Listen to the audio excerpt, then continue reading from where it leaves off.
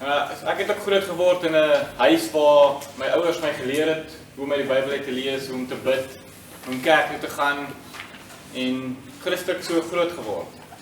Maar so vinnig as ek my eie verstand gekry het, so sê hulle, het ek my eie keuses begin maak.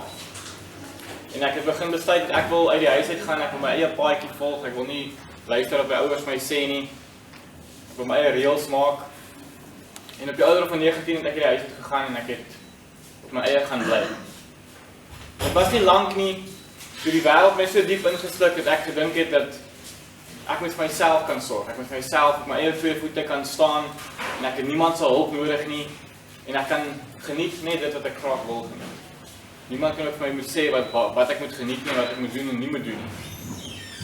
En dit was nie lank nie toe stuur my werk my in die middel van Afrika in waar ek daarso in die Kongo gaan werk het en baie tyd gehad om te dink.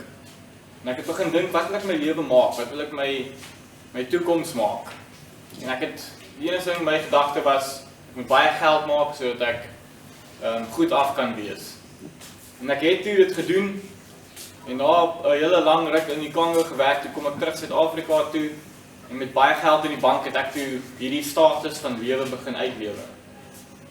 Maar dit was nie lank nie, toe ek begin besef dat al hierdie geld en al hierdie besittings en hierdie vriende wat daarmee saamkom, maak nie hierdie leemte in my lewe vol nie. En ek het nog steeds gesoek na daai iets wat hierdie leemte kan volmaak. En na lang geworstel het ek met die Here begin praat en die Here gesê, iets moet verander in my lewe, ek kan nie so aangaan nie. En die Here het vir my kom sê, dat weet jy wat, jy kan maar geld mekaar maak, jy kan maar besittings mekaar maak. Dit gaan nooit daai leemte volmaak. En ek het vir die Here gesê, wel, as U hierdie leemte kan volmaak, dan sal ek hierdie wêreld so goed opgee. Want dit gee my in elk geval nie dit wat ek soek nie. Dit gee nie vir daai vreugde en vrede in my lewe nie. En ek het vir die Here gesê, ek sal dit probeer. En dis eintlik my woorde gewees. Ek het gesê dat ek sal dit probeer en kyk wat gebeur.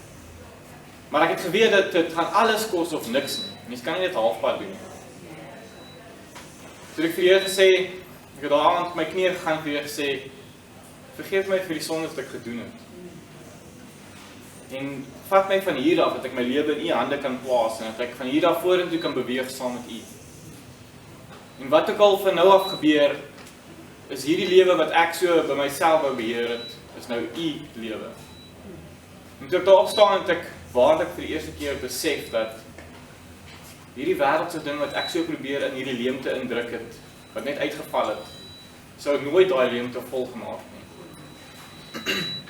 Maar net Christus alleen kon dit vervul het. En net hy kon daai plek in my lewe opgeneem het.